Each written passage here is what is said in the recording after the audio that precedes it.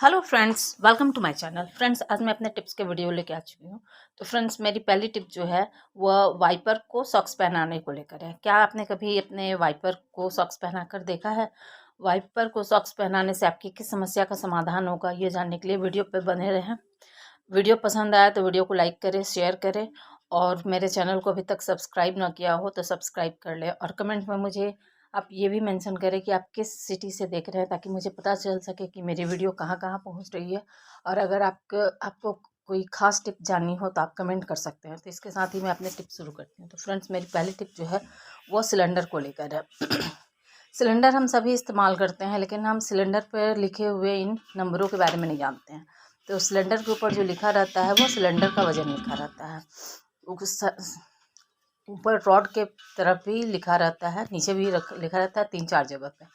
तो ये सिलेंडर का वज़न रहता है। दूसरा, एक ये ब्लैक पट्टी के ऊपर लिखा हुआ है। तो इस ब्लैक पट्टी पर जो है वो कुछ अल्फ़ाबेट लिखा हुआ है और कुछ डिजिट लिखा हुआ है। तो अल्फ़ाबेट में जो लिखा हुआ है वो मंथ को शो करता है। तो अल्फ़ाबेट में जो लिखा हुआ है फ्रेंड्स, इसे मैं सीधा करती हूँ क्योंकि ये अच्छी तरह से नज़र नहीं आ रहा है। तो ये ब्लैक पट्टी जो है इसके ऊपर कुछ अल्फ़ाबेट और डिजिट लिखा रहता है। तो अल्फ़ाबेट जो होता है वो मंथ को शो करता है। तो आपने देखा होगा कि सिलेंडर के इस पार्ट पर अल्फ़ाबेट में ए बी सी और डी लिखा रहता है। तो ए का मतलब होता है जनवरी फरवरी मार्च, बी का मतलब होता है अप्रैल मई जून, सी का मतलब होता है जुलाई अगस्त सितंबर नवंबर और डी का मतलब होता है अक्टूबर नवंबर दिसंबर। यानी कि ये मंथ को शो करता है और उसके सामने जो डिजिट लिखा हुआ है वो ईयर को शो करता है। तो इस तरह से हम जान सकते हैं कि हमारे सिलेंडर की एक्सपायरी क्या है। फ्रेंड्स, ये अच्छी तरह से रिकॉर्डिंग में नहीं आ सका है, इसलिए आपको दिख नहीं रहा है। तो अगली टिप जो मैं सिलेंडर के साथ ही शेयर कर रही हूँ वो क्या है कि कभी कभार क्या होता है कि हमारे सिलेंडर से गैस लीक करता है, लेकिन स्मेल नहीं आने के कारण हमें पता नहीं चलता है। तो उसे जानने के लिए हम क्या कर सकते हैं कि अदरक को हम सिलेंडर के कैप खोलकर उसके ऊपर लगभग 2 घंटे के लिए रख देंगे। अगर 2 घंटे के बाद अदरक हटाने के बाद उसका कलर चेंज नहीं हुआ तो समझिए कि सिलेंडर से गैस लीक नहीं कर रहा है। और अगर लीक कर रहा होगा तो अदरक का कलर चेंज हो जाएगा। फ्रेंड्स, मेरी अगली टिप जो है वो इस तरह से गैस के कुकर के ढक्कन को लेकर है। कुकर के ढक्कन का जो गैस किट होता है कभी कभार निकल जाता है। अब हम मार्केट दूर है या मार्केट जाने में हमें परेशानी है, वैसे में हमें खाना बनाने में काफ़ी परेशानी आती है। एक तो हम क्या कर सकते हैं कि आटे से उसे ढक लेते हैं। तो आटे से ढकने से क्या होता है कि अगर थोड़ा मोड़ा गैस किट से लीकेज हो रहा है तो काम आ जाता है, लेकिन यहाँ पूरा गैस किट का निकल चुका है। तो ऐसे में मैंने क्या किया है कि मेरे पास 2 कुकर है। एक कुकर 2 लीटर का है, दूसरा 3 लीटर का है, लेकिन दोनों ही कुकर का ढक्कन इक्वल साइज़ का है। तो ऐसे में क्या होता है कि कुकर आप अलग क्वांटिटी का इस्तेमाल करते हैं, लेकिन ढक्कन सेम होने से क्या होता है कि आप इस दूसरे वाले कुकर के ढक्कन से बंद करके छोटे वाले कुकर का इस्तेमाल कर सकते हैं। तो आप भी अगर कुकर 2 साइज़ का रखें या 3 साइज़ का रखें तो बस ध्यान ये रखें कि कुकर का लिड एक ही साइज़ का हो, जिससे कि कभी प्रॉब्लम हो तो आप दूसरे कुकर के ढक्कन को लगाकर अपने कुकर का इस्तेमाल कर सकते हैं। तो फ्रेंड्स, इसके साथ मैं अपने अगले टिप की ओर बढ़ती हूँ। अगली टिप जो मेरी है वो नमक को लेकर है।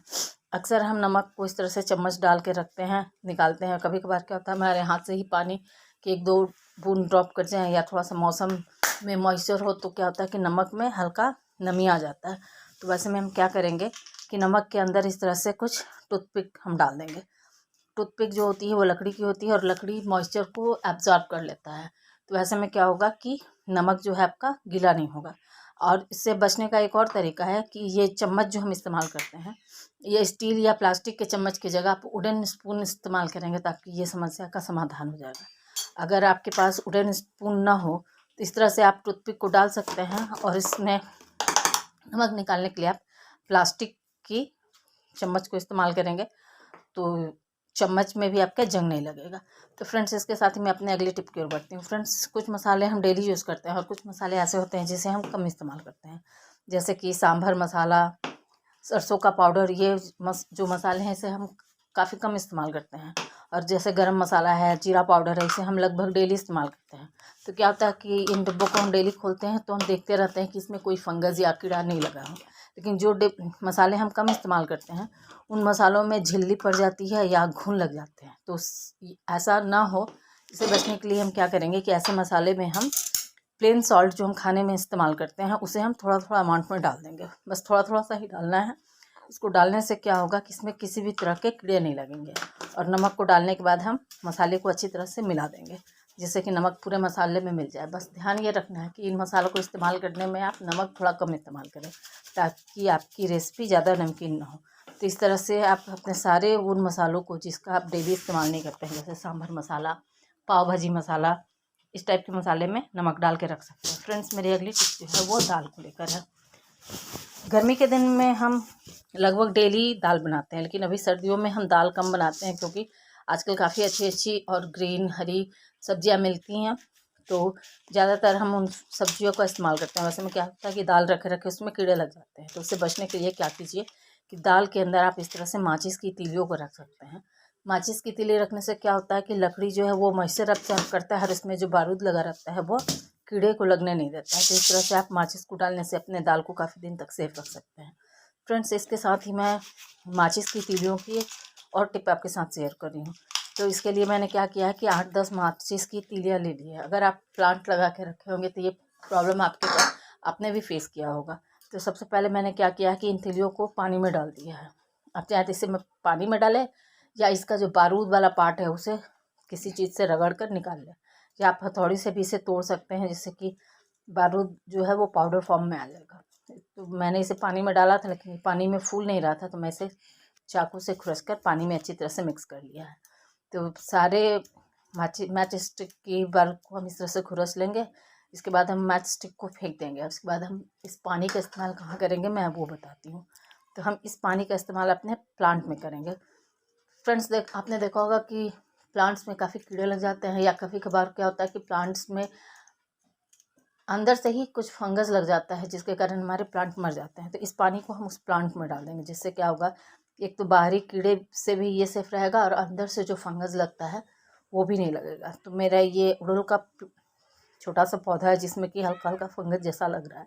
मैंने क्या किया है कि इस पानी को इस प्लांट में डाल दिया है, जिससे कि क्या होगा कि इसमें जो भी फंगस लगा है वो ठीक हो जाएगा, और जो चींटियाँ लग जाती है जड़ की तरफ से वो भी चींटियाँ भाग जाएंगी। तो इस तरह से हम 2 तरह से अपने प्लांट को सेफ रख सकते हैं। तो आई होप आपको ये टिप पसंद आई होगी। फ्रेंड्स, मेरी अगली टिप जो है वो वाइपर को लेकर है। वाइपर से ज़्यादातर हम लोग पानी डालकर इससे पानी को खींचकर साफ़ करते हैं, लेकिन अगर आपके पास पोछा लगाने वाला मोप ना हो और आपको झुक कर पोछा लगाने में दिक्कत होती है, आप 2 सॉक्स के हेल्प से वाइपर से ही पोछा लगा सकते हैं। तो सबसे पहले मैंने सॉक्स को गीला कर लिया है। गीला करने के बाद हम उसे निचोड़ लेंगे, ताकि उसमें जो एक्स्ट्रा पानी होता है वो निकल जाए। उसके बाद हम क्या करेंगे, ये वाइपर के एक साइड से एक सॉक्स को हम इस तरह से वाइपर को पहना देंगे। इसे अच्छी तरह से पहना देंगे ताकि पोछा लगाते समय ये सरके नहीं। इसके बाद हम दूसरे सॉक्स को भी लेंगे और उसे भी वाइपर के दूसरे साइड में हम पहना देंगे। आप चाहें तो इसमें क्लिप भी लगा सकते हैं, ताकि पोछा करते समय ये निकले नहीं, क्योंकि ये सॉक्स जो है वो थोड़ी ढीली है। पुरानी सॉक्स होने के कारण ये काफ़ी ढीली हो गई है। तो मैं बस यहाँ दिखाने के लिए कर रही हूँ, तो मैंने यहाँ पर क्लिप नहीं लगाया है। तो आप चाहें तो यहाँ क्लॉथ क्लिप लगा सकते हैं। इसके बाद मैं आपको पोछा लगा के दिखाती हूँ। तो इस तरह से हम वाइपर की हेल्प से काफ़ी अच्छी तरह से पोछा लगा सकते हैं। तो आप अपने फ्लोर पर इससे पोछा लगाएं, और पोछा लगाने के बाद जब आपको लगे कि सॉक्स गंदी हो गई है, क्योंकि फ़र्श पर जो गंदगी होती है वो सॉक्स एब्जॉर्ब कर लेता है, तो उसके बाद आप देख लें, जब आपको लगे कि सॉक्स में काफ़ी गंदगी आ गई है, तो इसे निकाल कर हम फिर से धो लेंगे। जैसे बाल्टी में जो पोछा वाला आप फिनाइल वगैरह डाल के रखते हैं, उसमें इसे धोकर फिर से हम निचोड़ कर फिर से वाइपर पर लगा कर फिर से पोछा लगा लेंगे। तो इस तरह से बिना मॉप के आप बहुत ही आसानी से अपने घर में पोछा लगा सकते हैं। तो आई होप आपको ये टिप भी पसंद आई होगी।